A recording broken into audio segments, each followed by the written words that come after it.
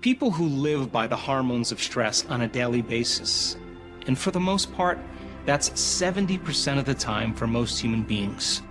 And when you're living in stress, you're living in survival.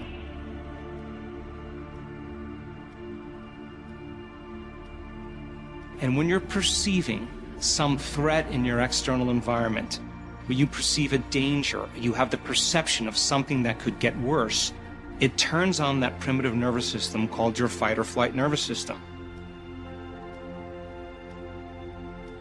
And when you're in stress, you're always trying to control or predict an outcome. So people who live under the gun of those chemicals, those emergency chemicals, are shifting their attention very quickly from one person in their life to another person in their life, to something at some place at some time, to meetings, to places they have to go. And every single one of those elements that are known in their external environment are neurological networks that are reflected in their brain. So under the urgency and the arousal of the stress hormones, we begin to shift our attention from one person to one thing. We activate these individual circuits. And like a lightning storm in the clouds, the brain begins to fire out of order, very incoherently. And when the brain is incoherent, you're incoherent. And when the brain isn't working right, you're not working right. And it's this state that begins to cause the brain to function like a house divided against itself. Different compartments of the brain no longer synchronize. And we've found the formula to teach people how to create more order and more coherence in their brain. And when they do this properly, without the aid of some type of drug, medication, or some type of external therapy, if they just practice that formula, they can begin to make their brain work better. When your brain is functioning right, you begin to see the world very differently. And so coherence then is when the brain starts to unify those different communities of neurons that were once subdivided. All of a sudden, you see the front of the brain start resonating and begin to oscillate with the back of the brain. You see the right side of the brain start synchronizing with the left side of the brain. And the brain is starting to function in a more holistic state. And what syncs in the brain links in the brain. And all of a sudden, you start feeling more whole. By the same means, when a person is living by the hormones of stress, there's only three things that primitive nervous system wants to do when you're living in survival: to run, to fight, or to hide. And because social mores say you can't fight, you can't run, or you can't hide, many times people are stepping on the gas because that emergency system is telling them to act. And yet they're in a business meeting, they're in the car with their children, they're on the phone with somebody, and it's those stress hormones that are beginning to activate the heart to race because blood needs to be pumped to the extremities in that state. But you're stepping on the gas, and at the same time you're stepping on the brake, and the heart starts to function incoherently. And when your heart functions incoherently, you stop trusting yourself. And all of a sudden then, the heart begins to send very, very inconsistent messages to the brain, and the person starts to move into dis-ease or imbalance. And so teaching people then how to create heart coherence and to create brain coherence and to synchronize coherence between their heart and their brain begins to make significant changes, not only in their health, but in their life. And by the same means, that when you begin to create brain and heart coherence, there's more energy going to the brain. And that energy then is causing the brain to function from a greater level of awareness or a greater level of consciousness. And I want to show you in this series how much energy the brain can tolerate when you start moving into these states. And not just a little change in energy, but a significant change in energy. This is happening independent of using some diet or changing something about yourself or exercise. This is about, by thought alone, being able to create more order and communication between your heart and your brain. And when you do, you have more energy in your brain to execute in your life, to be more present, to make better decisions, to think beyond the limitations or the conditions in your environment. In order for people to truly begin to make significant changes in their life, they have to get beyond the memory of themselves. Now let's talk about that. Your personality creates your personal reality. And your personality is made up of how you think, how you act, and how you feel. So the present personality called you, who's watching this show, has created the present personal reality called your life. Which means if you wanted to create a new personal reality or a new life, you would have to change your personality. And as you begin to think about how you've been thinking, notice how you've been acting, and you begin to pay attention to how you've been feeling, the act of observing those states of mind and body begins to disconnect from everything known in your life. So if you wanted to create something new in your life, you would have to get beyond your present identity or personality. And when you begin to apply this formula, you'll begin to see significant changes, not only within you, but in the world around you. And so we've done extensive research to show that people can do this in a very short amount of time. In fact, we had a university in Australia on the Gold Coast called Bond University take a look at thousands of our brain scans. And they found that our community of people that had their brains measured were able to accomplish this feat in 4 seconds, in 9 seconds, in 15 seconds. In other words, they've developed the skill on how to get beyond their analytical mind, get beyond their personality in order to create something new. We also have done measurements to show that 80% of the people that had their brain measured had more than 90% change in their brain for the better just by applying this formula. I can also tell you in studying brains, in the process of change and transformation, that when you're analyzing your life within some disturbing emotion, that you're going to make your brain worse every time. Now think about this. Emotions are a record of the past. They are the end product of past experiences. And if you're living your life from some familiar emotion, and that emotion typically is driven by the hormones of stress, as long as you're thinking within that emotion, we could say then you are thinking in the past. That the solution to your problems is not thinking within that emotion. It's getting beyond yourself and beginning to get beyond the emotion, and when you do, you get beyond your past. And now you're no longer viewing your future or yourself through the lens of the past. The side effect of that is that you begin to see possibilities that you never saw before. So then, teaching people how to get beyond themselves and teaching them how to cease the normal analytical processes of how we begin to change and teach them another way to do it begins to produce significant and measurable changes.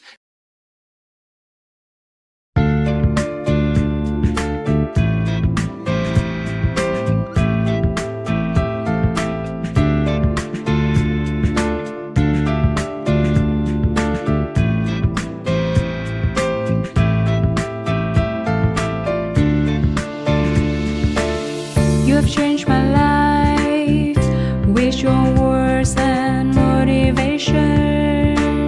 You helped me to become a better person. I feel so great about your love. Never felt that before. You have changed my life with your words and motivation. You helped me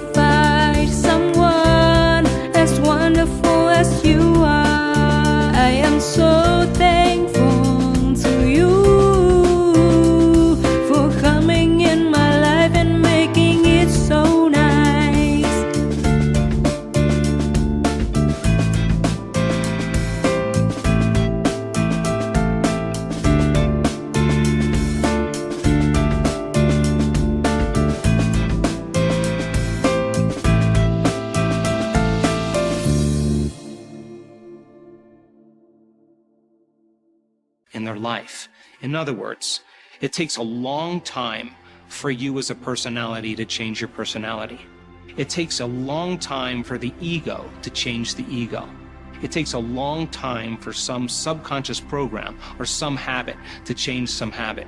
But the formula that we teach people on how to get beyond themselves allows them to become so conscious that they're no longer immersed in the personality. They're somebody else, and that is the first step to change.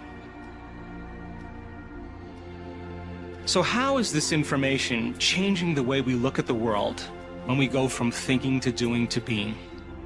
I can stand here and tell you that when people begin to learn the proper information, and when you combine a little quantum physics with a little neuroscience, with a little psychoneuroimmunology, with a little bit of epigenetics, all of those sciences point the finger at possibility. So as people begin to learn information, and they can explain that information to someone, they're beginning to install the neurological hardware in their brain.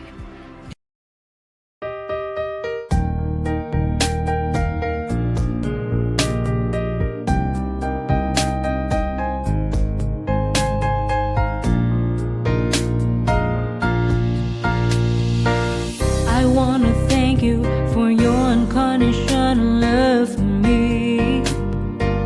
You are the most beautiful thing I have ever had in my life. You are the reason, that's why I am living in this world. I wanna thank you for your unconditional love for me. You are the most beautiful thing I have ever had in my life.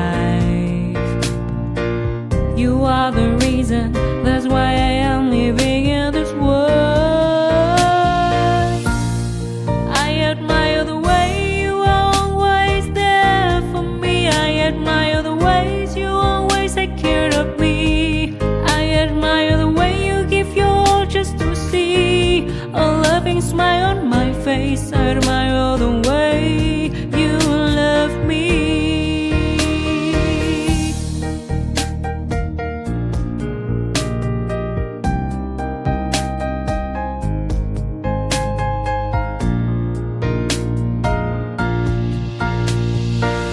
I wanna thank you for your unconditional love for me. You are the most beautiful thing I have ever had in my life. You are the reason, that's why I am living in this world. I admire the way you are always there for me. I admire the ways you always take care of me. I admire the way you give your all just to see a loving smile on my face. I admire the way you love me. I admire the way you are always there for me. I admire the ways you always take care of me. I admire the way you give your all just to see a loving smile on my face. I admire the way you love me.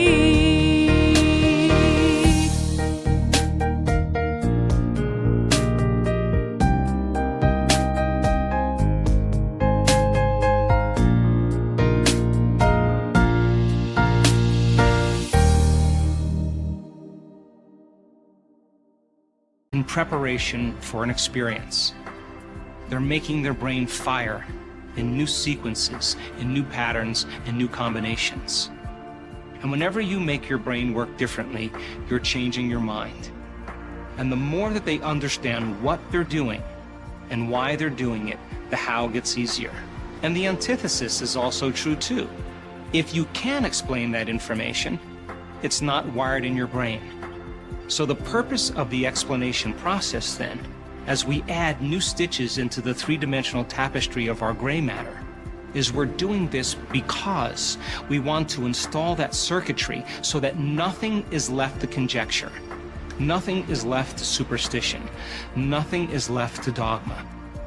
That when people understand exactly what they're doing and why, and they assign more meaning to it. They put more intention behind it, and they get greater outcomes. So once people can understand that information from an intellectual, theoretical understanding in their thinking neocortex, if I can set up the conditions in the environment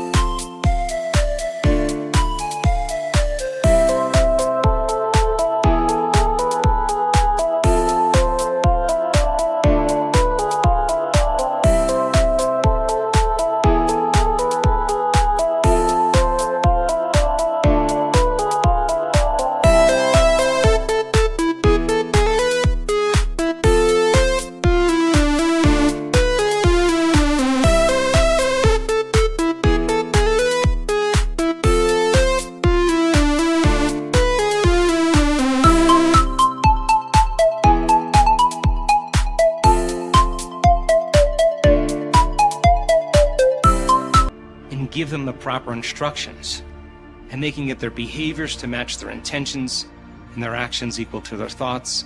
When they get their mind and body working together, they have some type of transformation. So what's the side effect of this process? We're seeing common people around the world doing the uncommon, in a sense, becoming supernatural. And I'm talking about healing from chronic health conditions, from cancer to diabetes to Parkinson's disease to lupus to spinal cord injuries, traumatic brain injuries, to anxiety to depression, and even rare genetic disorders that medical science has had no solution for. And when they reach this point, they're stepping back into their lives, supernatural. And what does that mean? They are greater than their bodies. They are greater than the conditions in their environment, and now they're in a whole new line of time. And as a result, not only do they change, but their life changes as well.